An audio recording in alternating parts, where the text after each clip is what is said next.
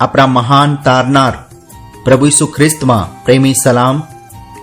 પવિત્ર બાઇબલમાં યોહાનને લખેલી સુવાર્તા 3 અધ્યાય 14 અને 15 વચનમાં આપણે એવી રીતે વાંચીએ છીએ કે જેમ મૂસાએ રાનમાં સર્પને ઊંચો કર્યો તેમ માણસના દીકરાને ઊંચો કરાવવાની જરૂર છે, એ માટે કે જે કોઈ વિશ્વાસ કરે તે તેનામાં અનંત જીવન પામે. પ્રભુ ઈસુ ખ્રિસ્તે વધસ્તંભ પર મરણ સહન કર્યું. પ્રભુ ઈસુ ખ્રિસ્તના બલિદાનથી આપણને તારણ પ્રાપ્ત થયું છે. પ્રભુ ઈસુ ખ્રિસ્ત આપણા માટે પ્રાયશ્ચિત છે.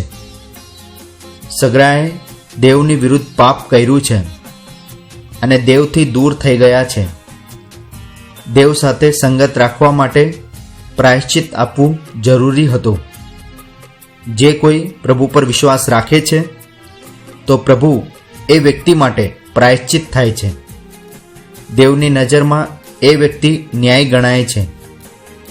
જે કોઈ પ્રભુને પ્રભુ અને તારનાર સ્વીકાર કરે છે એ તારણ પ્રાપ્ત કરે છે અને સાથે સાથે અનંત જીવન પણ પામે છે. વિશ્વાસના મારફતે અનંત જીવન પામવા દેવ આપણને સગડાને સહાય કરે.